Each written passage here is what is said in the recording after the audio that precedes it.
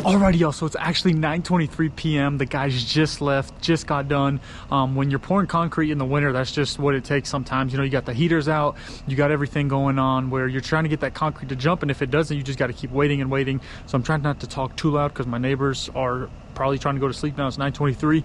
This is what it turned out to be. It looks beautiful.